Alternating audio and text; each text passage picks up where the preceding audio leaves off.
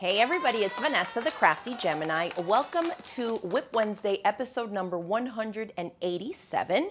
I'm gonna be doing a bit of a live demo today on the little button-up pouch, which is my latest tutorial that I posted to my YouTube channel. If you haven't checked that out, maybe you're not a subscriber yet, you may have missed that. It's been a while since I did one of these live on camera, and so I decided to whip one up today. Before we get started with today's demo, let's go ahead and say hi to some friends. Let me know in the chat box where you are tuning in from. We are coming to y'all from my home crafting studio here in North Central Florida, where it's almost starting to feel like fall is near-ish in the mornings and at nights at least. It's like in the 80s, wouldn't you say?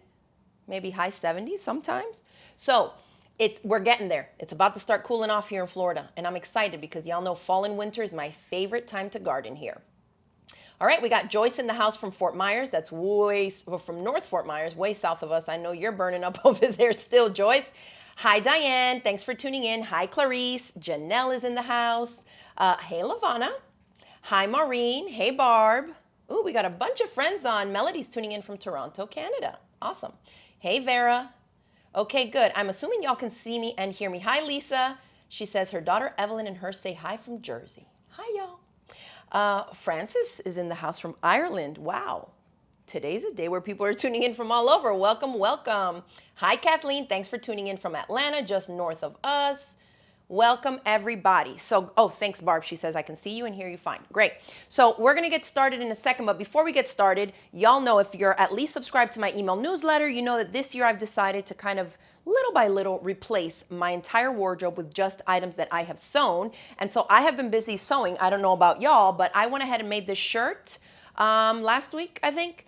And so I wanted to just chat a little bit about it because sometimes I get asked when we do lower necklines or V necklines or button downs and things like that. Sometimes people ask me like, what if, what do we need to do if I want the neckline to be higher? Or what do I do to the sleeves if I want the sleeve to be longer? So this is a boxier fit you can see here.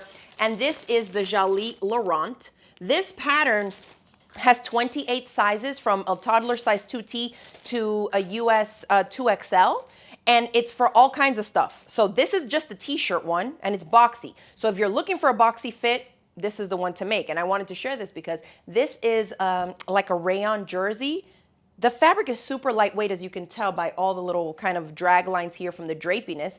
And then I just wanted to give y'all a reminder to take notes on the sizes that you make. Y'all know that I like to make multiple sizes of the different patterns I make for myself because it also gives me a way to explain to students like it doesn't just matter the fabric that you choose when you pick a sewing pattern and make it. It also is going to depend on what size, and you're choosing your size based on how you want the shirt to fit you. So sometimes when I use, say, a knit that has less stretch than the pattern calls for, I will size up. Or when I made this out of a fleece hoodie, I had the pattern pieces cut out in a size, I think this was AA. I didn't mean to cut it out in a size AA. Because I have a bunch of sizes cut out already. What I mean is I didn't mean to cut the fabric pieces for this t-shirt in the size AA. I meant to cut it out of the size, I want to say it's Y or W. I have them both here. I have to go through my notes and find it. And so when I finished it, I was like, why is this so big? And then I looked at the size and I'm like, oh yeah, because this pattern is designed with more positive ease because some of the makes that are featured in the pattern are a long sleeve pullover, the t-shirt, a hoodie with a hoodie and the little kangaroo pockets in the front, and then the cropped version. And so because these are more outerwear pieces, there's gonna be more positive ease. So because I made the t-shirt in a size larger than I typically would, this is why it's boxier. But I just kind of wanted to give you all the visuals so that you see if you do want a t-shirt to fit you like that, like looser and bigger. Like for me, you see where the seam hits the sleeve here, the shoulder seam hits here, it should be here. So that already tells me it's going to be, it's bigger, it's looser, but at least because the fabric I used is breezy and lightweight, I mean, it is a super comfy t-shirt. So I thought, well, let's put it on today and show the people what happens when you use two things. Fabric that has more stretch than the pattern calls for. This Jolie Laurent pattern only calls for knits that have 15% stretch in the crosswise grain this way. This fabric stretches a lot more than that, and it also has stretch vertically. So not only is the shirt going to fit me looser and bigger, because of the added stretch in the fabric, but also a little bit longer because I do have some stretch going vertically this way as well. Okay, and you can't even see the bottom of the shirt. It's all the way down here. okay? So it's nice, it covers up all the way to my hips. And you know, if you have the same fabric, you can make two. One that you might wear a little bit more fitted with slacks or some skinny jeans or something, and then one that's a little bit looser for the days that you're just like, I can't be bothered to have anything super snug on my body. So I was like, let me show the people what happened. So yeah, I cut out the size too big. Well, 2 sizes too big. Let me see. AA, and I think I meant to cut out either Y or W. I have to look in my notes, but it's one of those. So I either cut it out 2 sizes too big or 4 sizes too big. I'm thinking 2 sizes too big. But it could be 4 sizes too big because the fabric has more stretch than the pattern calls for, okay? So just keep an eye on that. If that's something that you're thinking about, or maybe you're thinking, oh, maybe that's why that shirt turned out too small or too big, that could be a reason. Nonetheless, very wearable, still very comfy, and I'm not gonna get rid of it. Okay, yes, Kathleen says I have this pattern and course, and I meant to say that we do have these patterns in stock. And I do have a step-by-step video course that has, I don't know, like over 20 video lessons on how to make all the views. So the t-shirt that I'm wearing, a cropped version, a pullover, and then the hoodie also, showing you how to cut and make and attach, you know, the hood and the little kangaroo pocket. So all of that is in there. You can check that out at our website at craftygemini.com/shop. If you just do a search for that pattern name, Laurent, like Lauren with a T at the end, the French version, like that, you will find it. And everything will pop up that we have with it. Oh, Jackie says she's working on the Nico now. That's another, it's a men's raglan t-shirt pattern that I have a free step-by-step video tutorial series on my YouTube channel. So definitely check that out if you're looking for a men's raglan tee. Janice says, I have that pattern in video course, but haven't made it yet. Thanks for the reminder. I want to make the long sleeve pullover. Oh my gosh, Janice, you're going to love it. Definitely give it a try. Grab some knits and just start making it, and you'll see. The same thing like this. If it turns out too boxy, wear it around the house if you don't want to style it with that kind of bigger oversized look. But then you'll know, okay, that fabric had a lot of stretch, more than the 15% it calls for. Let me make it with another knit that has less and then size down. So you can play around with it. When people ask, oh, is that pattern true to size? Because you have the capability to make your own clothes, you're going to choose the size. So don't worry about the pattern being true to size.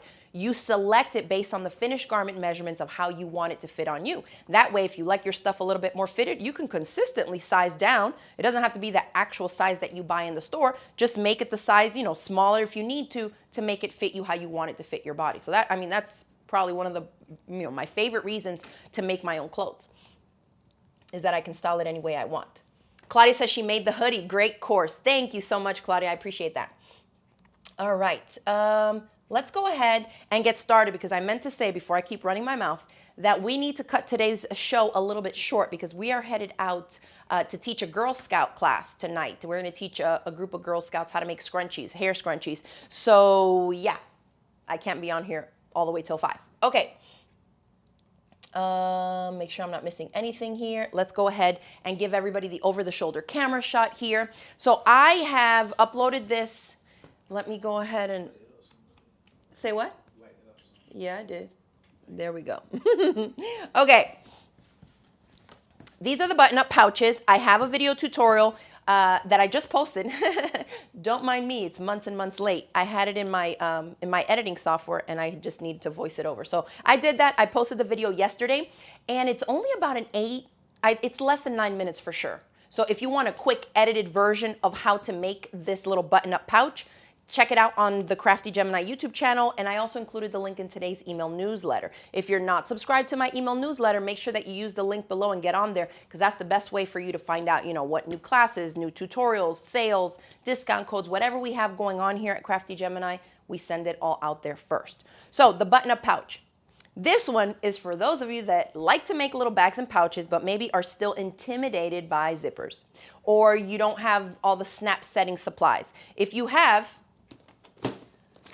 a stash of mismatched buttons like I do here that you're probably never going to end up using, this is a great way to use it. And if you have fabric scraps, you put them two together and we can make a super cute and functional button-up pouch. Now, these guys here, I'm feeling them to see. All of these guys were done the way that I teach in the tutorial and the way that I'm going to make it here today, which is 2 pieces of cotton fabric that measure 6.5 inches by 16.5 inches. So 1 and 2. This is going to be my exterior and this guy's going to be my lining.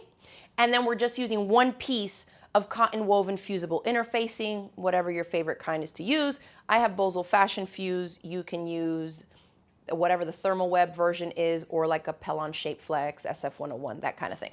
Okay, so that's what that is. This one I made using a light fusible batting. So I'm not sure if you can tell or not, but you see how it's a little bit chunkier than this guy?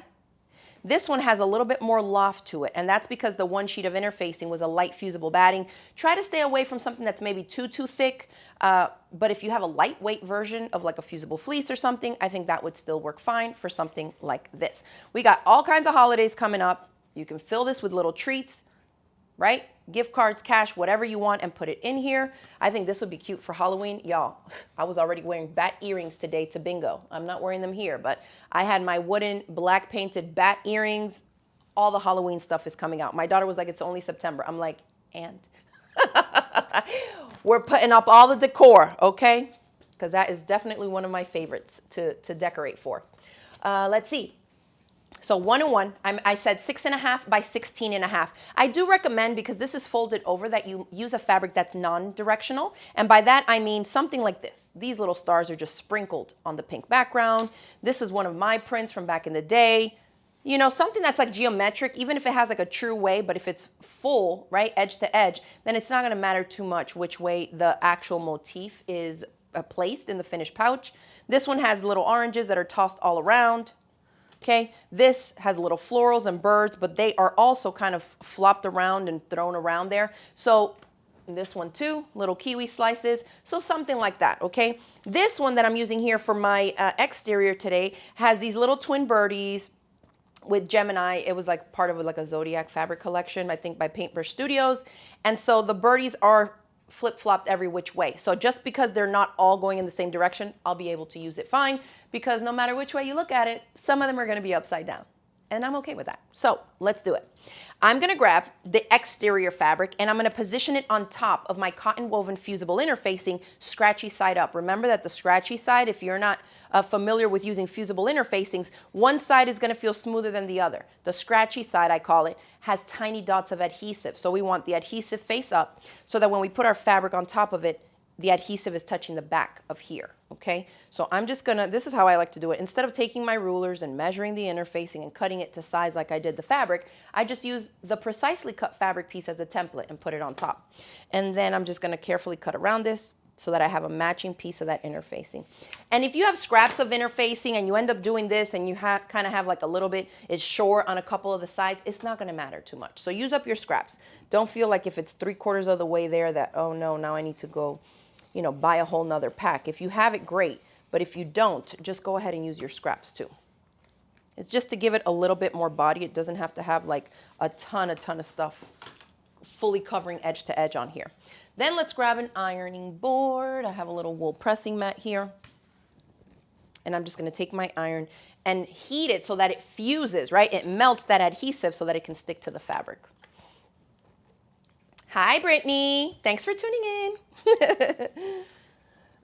Brittany is another sewing influencer. You guys can check out her channel, especially if you're into clothes. She does a lot of great pattern hauls for all like the big 4, big 5 patterns. She's a designer also for one of them, for one of the companies.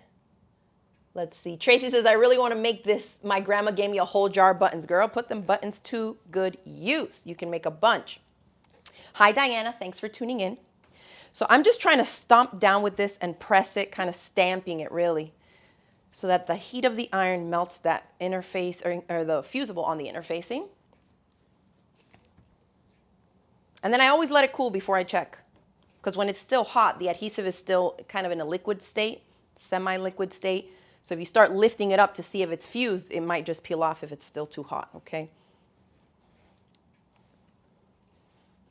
All right. I think that should be pretty good for now.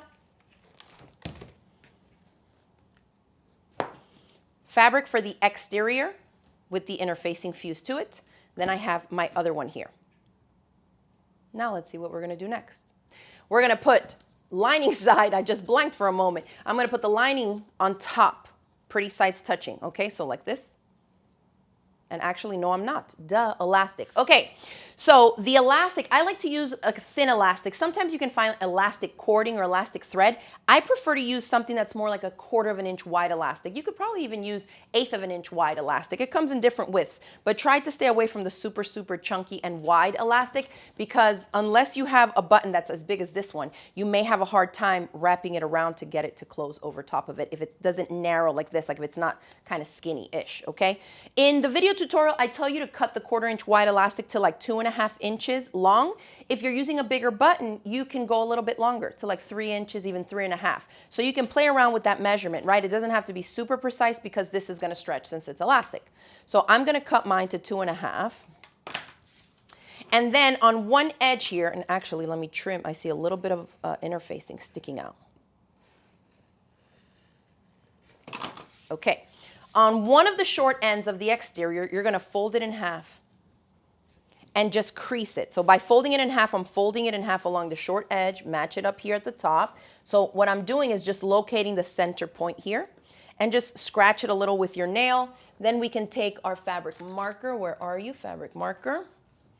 Here we have one. And make a little mark. So that is the center on one of your short sides, okay? Then I'm gonna take my elastic and I'm gonna flip it like this. Just make like a little smiley face. And then put the raw edges right there. Basically, I want that mark to be in between here, okay, so that this is centered. And then you can put a pin or you can put a clip if you want. I'm gonna put a clip, just because I ain't trying to get poked. You know, when there's barely any fabric to grab with the pin, your chances of it going through your finger tend to increase, at least for me. All right. So now let me plug this sewing machine up. Okay. And I have like an aqua thread in here, so I think it'll be bright enough for y'all to be able to see. Foot pedal in place. I'm gonna go a little bit longer with my stitch length, just so it kind of catches. What we're doing here is basically basting the elastic into place. So I remove the clip, but I tend to hold it to the left so that I don't have to hold it in front and run the risk of stitching through my fingers. That would not be fun. So I hold it off to the left, like that. Needle down. Let's do some forward and back stitches there just to secure it in place. Somebody, Flamingo MN, is asking, does the fusible fabric, I'm guessing interfacing, ever go bad if it's old? I mean, that's a great question. I think that, at least I'm speaking from experience here, I have interfacing that's probably 10 years old and I still grab for it. But if it is in some type of a bag or a bin or something where it's getting friction, like say it has the fusible stuff on it, I have found that if it's exposed and it's not in a bag and closed, then that fusible, those little scratchy dots of adhesive tend to kind of flake off over time. And you'll find that even if you're on your ironing board and you're pressing and fusing a lot of interfacing, you'll see that after you're done with your project and you go to clean up, you can kind of go like this and you'll feel some little bits, right? Those little grainy bits, that's the adhesive coming off. So the same thing tends to happen over time if you don't have it tucked away in a bag, in a packaging. If it's kind of loose and out and you're constantly taking it out of a bin, stuffing it back in, you can run the risk of, you know, getting rid of some of that fusible over time. But in terms of just being old, as long as it's in, I mean, I would say like at some type of a temperature controlled environment, you should be good to go. And I have mine in an outdoor shed that is insulated, but we live in Florida. So sometimes we don't even have the little AC that unit in it running, and I've never had any issues in there with like mold or mildew or anything or any of my fabric or interfacing getting damaged. So if you live in a more, you know, temperate climate than we do, you should be good to go, I would think. Okay, yes, Windless Original says my old foam interfacing is a little yellow, but it works just fine. Absolutely. I have some of that yellow interfacing, or it's not in here, but I think in my old shed, I still have some cuts of like the Bozal Interform foam interfacing. And yes, it just like it kind of gets a little bit yellow over time. But for doing prototypes and for stuff like that, or if it's going to be fully covered, you're not going to see the foam anyway. So I don't think it really matters. Okay, so now that the elastic is on, pretty side facing up of exterior, lining fabric, we're going to flip it pretty side face down. Put it on top, and I'm only placing pins along the two short edges. All right, you can use pins or clips, whatever you feel most comfortable using. I don't like to use clips, and I'll tell you why. Sometimes people wonder, like, why does she do this or why do you do that? So when I put a pin, I can pick it up and you see how the fabric stays up and the pin is there. If I put a clip and I pick it up, it flops back. I don't like that extra weight on my fabric layers, especially when I'm trying to be really precise with stuff. So if you were wondering, that's why I like to use pins when I'm just using fabric and maybe like a thin interfacing. If this was like foam interfacing or fusible batting or whatever, then I would probably use clips, okay? I'm just making sure this is not in the way here. My elastic is going where it needs to be. I'm matching my edges here and here. And then we're just gonna turn this so we can put pins on the other short side also. Okay. Hi, Kathy tuning in from Northern Ohio. Welcome, welcome.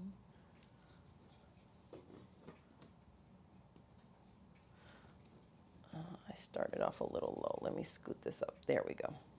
All right, so for here, we're using a 1/4 inch seam allowance, back stitching at the beginning and end, and I'm only stitching down these two sides. So let's do it. Oh, Cindy says she had Wonder Under go bad once. Now Wonder Under, that's the one that has that paper backing fusible stuff? Yeah. That could happen. I think that one has a sheet of adhesive. So I think if there's moisture in the air, or maybe if it goes the opposite way and dries out too much, that could affect something like that. These guys with the little scratchy dots of adhesive, I find that they're like dried dots of adhesive and they're not like a sticky back. So it may be a slightly different technology in terms of the interfacing there. All right, so I position my needle. I scoot it over from the middle a little bit to the right, 5.0 on this machine. That puts it so that it's a scant 1/4 inch over from my presser foot. That way I can sew my 1/4 inch seam allowance without having to find a specialty foot or none of that. We're doing it with the same universal foot we got on here. Then for the stitch length, because this is a construction stitch, I'm gonna shorten this guy down to anywhere between 2 and 2.5 millimeters in stitch length is my preferred length. Back stitching. I always have my machine, not always, 98% of the time, I have my machine set up so that when it stops, the needle stops inside. I'm coming up to the elastic here, am I? Nope, the elastic is on this side. What am I talking about? That's just fabric. Let's keep going.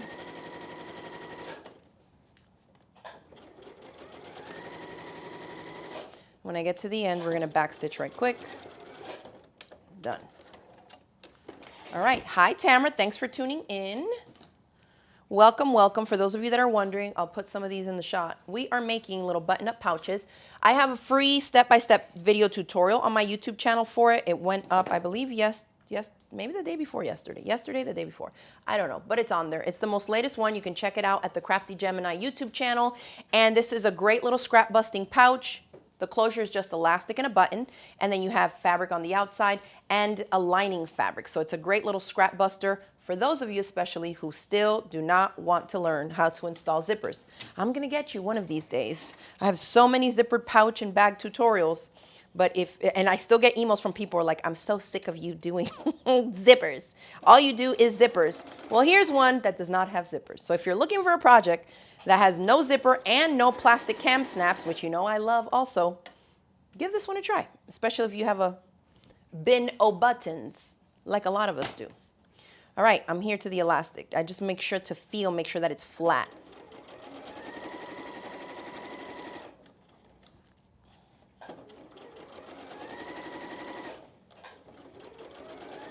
All right, we're at the end. Give it a couple back stitches, done.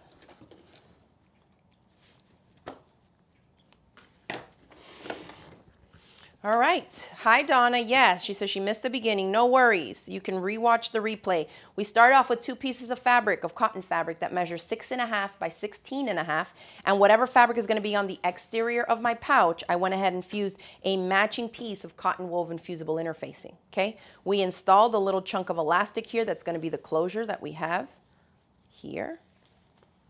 This guy. All right, then we stitch down both sides with a 1/4 inch seam allowance. Now we're going to open it like this, okay? Half and half. Those seams, the short seams, instead of being at the ends, I want them now in the center and matching up. So like this. Let's grab our iron because I want to go ahead and press these seams open. You can finger press it first just to open it up. And here's something too that I get a lot over the years. People will say, I'm sewing a 1/4 inch seam allowance, but I can't open my seams like you do. If your seams don't look like this, then you're probably not stitching a 1/4 inch seam allowance. If it's so narrow that you can't open it enough so that fabric sticks out on a little bit like that on each side, chances are you're closer to like an 1/8 inch seam allowance, okay? So be careful with that. If you do this and you have a chunk of fabric here and here, then that probably means that you have way more than a 1/4 inch seam allowance. Sometimes people think that just because they install their 1/4 inch foot, because the machine and the manual say that this is the 1/4 inch foot, it depends on where your needle positioning is, okay? And where you are aligning your fabric. I'm looking for my clapper. Here you are, clapper. Will determine the final seam allowance, okay? You can't just blindly go by a foot because the foot says it's a 1/4 inch. So that's why I say on this guy, I scoop my needle over until I know it's going to give me a 1/4 inch. And how do I know? Because I've tested it. I've drawn a line with a ruler at a 1/4 inch, and I want the seam to be just inside of that 1/4 inch line to give me that scant 1/4 inch. And so then I scoot the needle over one, I stitch another line, it's not quite there. I stitch another line, it's not quite there. And then we just memorize it. Because how many times have y'all seen me say that on this Juki machine, we set that needle, the stitch width positioning to 5.0 to get that scant 1/4 inch seam allowance. And I've heard from a lot of you that have bought this machine from us when we had it in stock that you did that and that you like knowing, you know, that you just put it to the 5.0 there and you know you're going to have your 1/4 inch seam allowance. So that way, you know, you're basically doing it side by side with me. Hi, Maureen. She says, learned so much from you about sewing zippers and my confidence has greatly improved. Thank you. You're welcome. That is the goal. I love to hear it.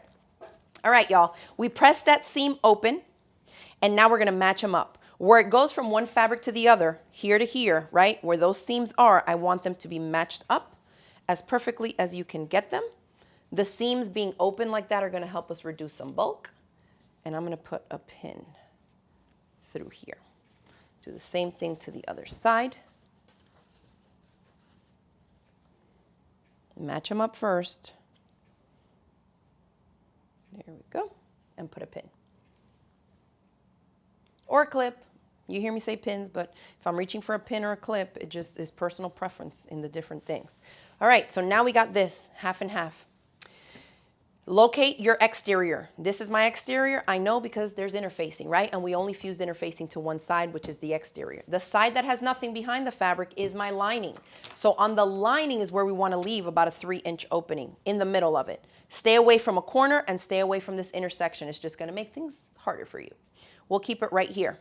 I'm going to make a mark and I'm going to make another mark. And between these two marks, 3 inches, 3.5, anywhere around there, that's just going to be big enough for you to flip the whole thing right side out.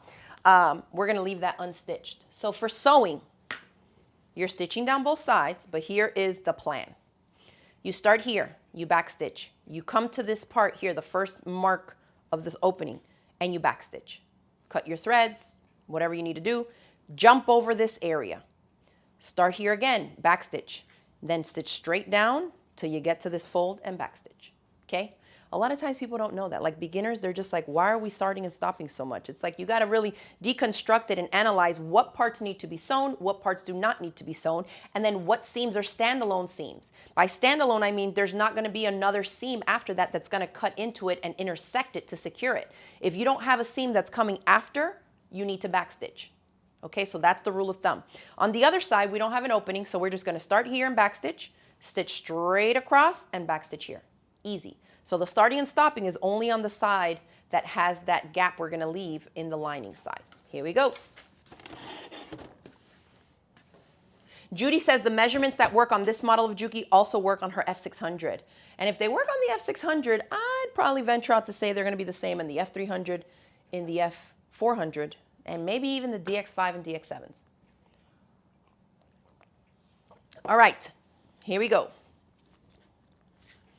I'm going to start on the side that has the hole, or that I'm going to leave a hole. 1/4 inch seam allowance, same.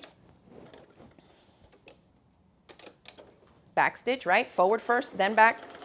Then I'm going to the beginning of my mark. Back stitch, stop. Cut my little threads. Trying not to cut my fabric since I'm using my big shears for this. I have my snips in there. We had a You know, we teach these after school crafting classes to middle schoolers. So I usually take like my sew together bag with a bunch of different notions, and I don't always remember to take everything out and put it back into my studio supplies here. All right, I'm just making sure underneath that that seam is still open, right? Remember how we pressed them both open? As it goes under the foot, I want it to stay open. Ooh, where's my thingy here?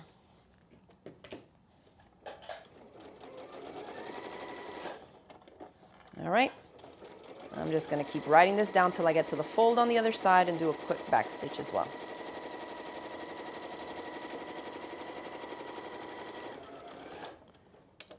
Okay. So I'm just trimming all these little guys quick. And you know, every time I do this, I'm always like, oh, I miss my machines with the automatic thread cutters. But this machine is just easier for me to do here in the demos. When I'm sewing at 9 and I have a show on and I got my music, I definitely use my machines with all the different bells and whistles so that I save time and I can really crank through my stuff. Speaking of which, let me see if I have time to show you a project that I'm working on after I'm done with this project. I mean, like one of my own projects to add more to my wardrobe aside from this other shirt that I made. I've been trying to kind of, you know, tackle different little projects here and there to just build up my wardrobe. I think I have enough stretchy Jolly Sylvie long pants. I want to make one more, I think, with the yoga waistband that we did in the class. I have a bunch of shorts. But I want to try different styles of shirts and stuff that's more funky. That's not just like, I don't know why. Does anybody else feel like that? Like when you make clothes, you want it not to look store-bought? Like you want the quality of the sewing, right? And the finishing to look like it's legit. But I don't necessarily want it to be just like a plain shirt. Like this is a plain t-shirt. But the fabric is different because it's like a, what did I say? A rayon spandex mix, but it's like modal, rayon, poly, I don't know. It has like 3 or 4 different things. I basically bought it because of the weight of it, how breezy it is. And I actually made my daughter some Jolly Sylvies with this same fabric. That's why I had some left over. All right, let's give this a quick press. Are you keeping me on time, sir? Not really. 12 minutes. Let's see if we can do it. This project really only takes like 12 minutes, y'all, but you know what happens when you start talking. All right, on the corners, instead of chopping right into them like we would if we had pivoted, because they're on a fold, I only want to trim at an angle, just to kind of get rid of a little bit of the bulk in these areas. Do not cut your stitches. You will regret it. So stay away from the actual stitching line. I'm just cutting from the fold away a little bit at kind of like a tapered bit here. That's it, them 4 little slivers. Now we're gonna reach in here. Where's my hole? Here. And actually, before we reach into the hole, let's go ahead and just fold this back. Where the hole is, I'm gonna fold that fabric back in line with the stitch line, okay? And I'm just gonna give it a press. Sometimes this helps if the fabric can keep the memory. It will help keep it so that when we're done and we flip the whole thing right side out, to keep it easier to tuck those raw edges inside that hole. I'm gonna flip it over, do the same thing on this side.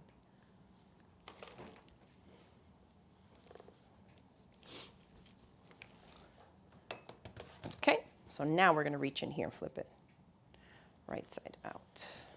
And I was just like, did I add the elastic?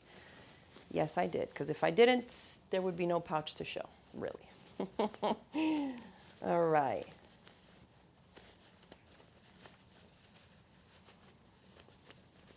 Yes, Windless Original says 100. I want my clothes to be unique. Well made, but definitely all me.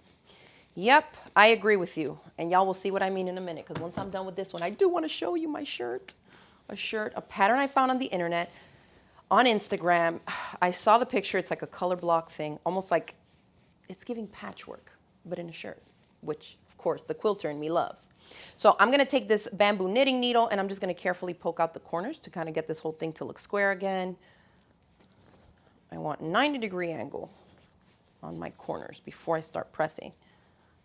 So dig all that fabric out of the corners. All right, that looks good. I like to kind of go forward and then pull back so that the seams are running right along the sides. That's another way to kind of pull out all the fabric that's tucked away in there, since we're flipping it now right side out, right? And it was backwards before. So like this, clappity clap. Away and then pull.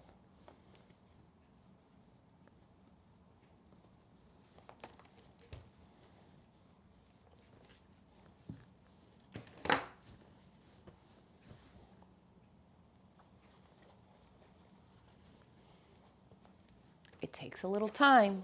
It's totally worth it. Take that time to press, press, press, okay? All right, that looks pretty good. Now let's open it up. I pull on the elastic and I kind of grab what I can of the other exterior. Actually, no, what am I doing? I have a hole in the lining that we got to stitch up first, y'all. I know you've probably done that too, where you finish the project, the hole's in the lining, and you're like, nobody's gonna see it. But here it is. I mean, it does look pretty nicely finished. I don't even have to put a pin because I pressed those seams or the seam allowance back. You see how it kind of just tucked itself in? So I'm just gonna tug on it, keep it nice and taut, and we're just stitching in this area. Because there is no seam that's gonna come across and intersect it, we need to backstitch, right? And I'm gonna lengthen this. I don't need super tiny stitches there. I'm gonna just do 3 millimeters. And I'm stitching super duper duper, duper duper close to the edge. And once I get past where the hole is, backstitch. Lori says, I always forget to open those seams because I get excited. I feel you. But I stitched it. Nobody can say anything about this one. Okay, everything is sealed up good. Let's grab by the elastic on one side, here on the other. Open and push the lining inside of the exterior. And then I always kind of go with this and push the corners of the lining inside the corners of the exterior so that it all sits in there good and I don't have any kind of chunky bits. Okay, that lining is going to want to be hanging out like this a little bit. Push it all to the inside and press it. So once you get that fabric to be all the way inside and you have the seam going along the top like that, then you want to give it a press and a clap if you can.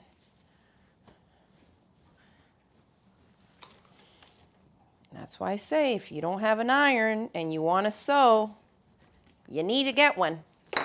I can't imagine sewing without an iron. Like I could not.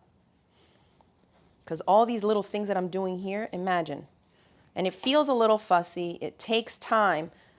But it's like, how could you make the project without it? I need things to be flat and crisp before I try to line things up, stitch things down, and do anything with it, really. Okay, we're going to stitch around this small circumference area super duper quick. 3 millimeters, you can probably even go 3.5 here. First, tight circumferences. Even if I remove this to expose the free arm, this is super tight. You see this? That's going to be a beast to try and get in there. Oh, I could probably pull it off.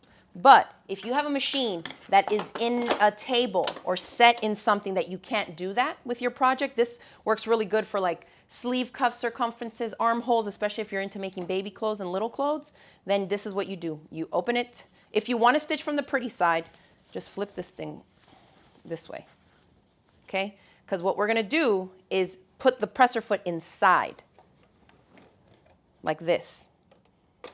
Let me move my needle to the middle so I can see what I'm doing. Like that, okay? And then whatever your guide is, 1/8 of an inch, 1/4 of an inch, whatever you're doing here, you're gonna measure here and then you just keep pulling as the machine pulls and rotates. So instead of draping it over, you're putting the presser foot inside. Okay, so that's a tip for stitching up small circumferences. Come on. I started right on the side seam, a little chunky. Oh, you don't wanna go? I know why, because I'm so far over that there's not a lot of fabric on the feed dogs. There we go. All right, so now we're going. So I stop, make sure that it's stopping with the needle down and kind of rotate this forward. Be careful with this cutting thing here. A lot of times I share stuff and I don't use it to cut my threads and people are like, you have one right there, why wouldn't you use it? I've seen people literally take chunks, holes out of their fabric because it gets caught on there or they pull it and it just slices a chunk of fabric from there. So I much rather use snips or scissors, personally.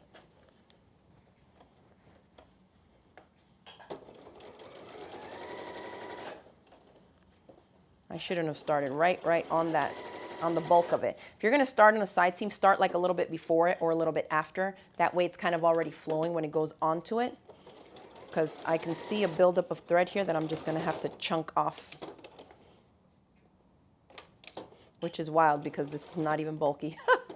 But that goes to show you sometimes when the machine don't want to go through it, it won't go through it. Trim my threads. I just went over my initial stitches by a couple and then just back stitched like 1 or 2. It doesn't have to be much. Make sure I don't cut my fabric. I do have a little bit of buildup of thread there. I can probably trim off some of this. All right. So now the last thing is to stitch on the button.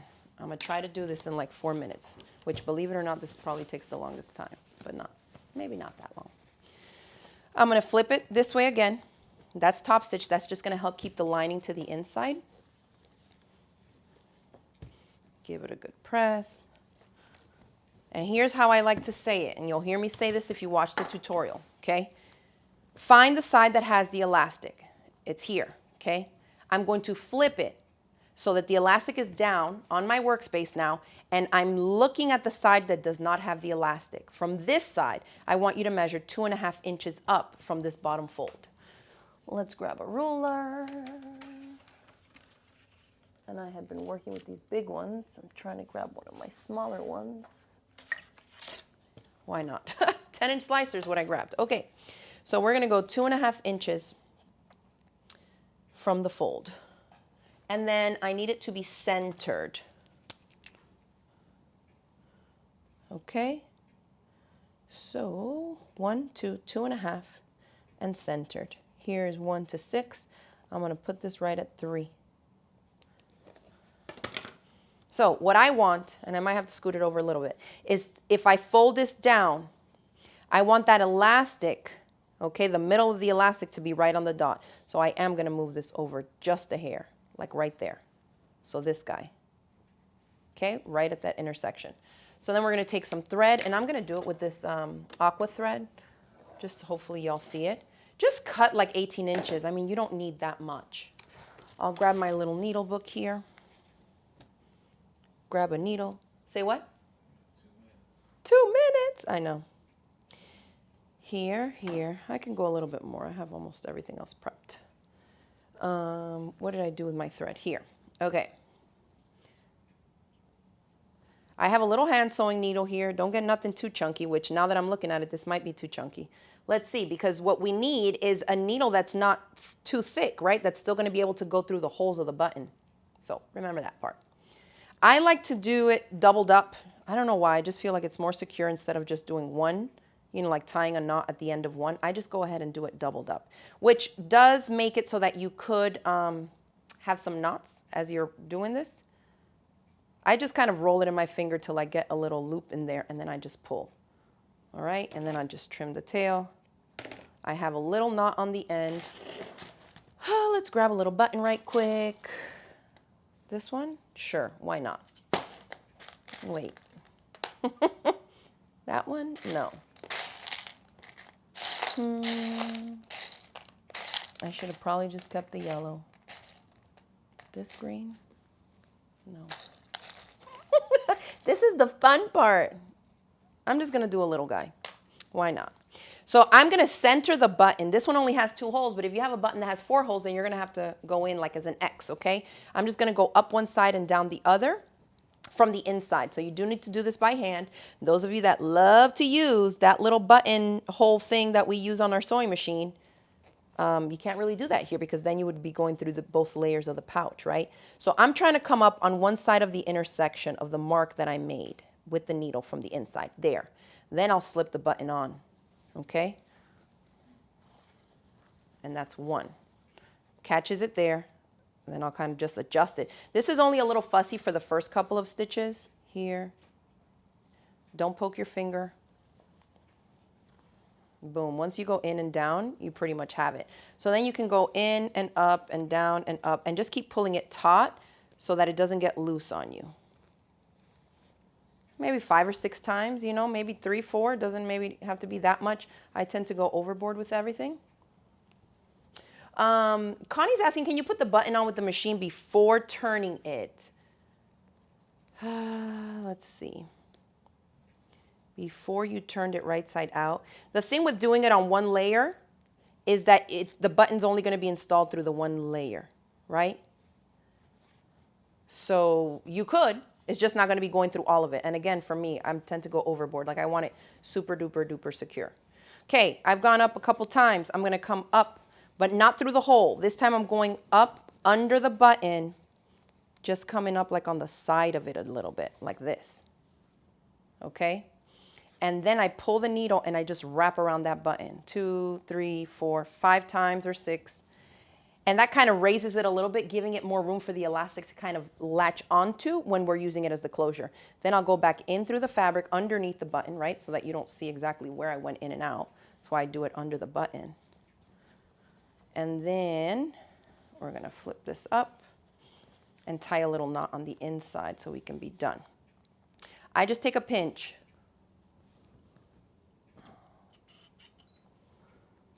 And a little bit of the fabric. You can do that one time and then you can do it again. You know, this right here is just a matter of further securing it. All right, on this third one, I'm going to pull it, but to leave a loop, get off of the elastic. And when I have that loop, I'm going to put the needle through once. You can even put it through twice. Whatever you do there is basically just wrapping it around so that when you tug on it, it makes a little knot. Then I'll go in through the layers, get my needle out and trim. And that's it. I'll just leave this here for now so I don't get stabbed. Press, press, press. Don't melt your button. Fold it so the elastic grabs your little button. And then just give it some memory where you want that fold to be of where it's catching it. It's going to differ a little bit just based on what kind of stuff you're putting out inside, but I tend to just go like that so it has somewhat of a little crease, okay? So there is your button-up pouch with your little elastic closure. This could stand to have a little bit better of a press, but anyway, you get the idea. Give it a try. Give it a go, use up your scraps. You have a little cute, funky, and functional pouch here that just uses a button and elastic, and you don't have to deal with snaps or zippers, okay? Give that a try. Before we get off here, thank you all for tuning in today. I'm gonna share with you something. Whoop, that one still has pins on it. I'm working on it. Is this it? Yeah. A woven top. You can go ahead and give everybody the front camera shot. Ah, dropped my shirt, front. Look at this. I had this gauze fabric. This is not even double gauze, y'all. It's single gauze. And this is going to be a super breezy, floppy top. I'm still playing around with the sizing, but I found some girl on Instagram that had a similar body type to me. And so I'm cutting out the extra large, the same as she did. So we'll see how it looks, but it's color blocked. I'll keep you posted. If it comes out terrible, we'll have to, you know, change things up with the sizing. But if it turns out super cute, I might wear it the next time y'all see me if I can get it done.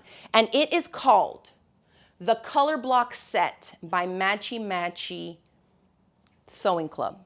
I think that's what it is. Color Block Set by Matchy Matchy Sewing Club. Yes, I did it good. So if you do a hashtag search for that, or you can check them out on Instagram, Matchy Matchy Sewing Club, check them out. You'll see a bunch of girls wearing dresses and tops. One has a ruffle, one is a dress with side pockets. This is just the basic top. So we're gonna try it out and see how it goes. And depending on whether or not I like it, I will chat more about it with you all.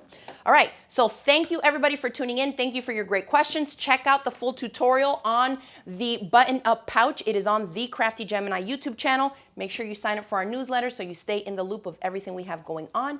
And I will see y'all in the next video. Bye, everybody.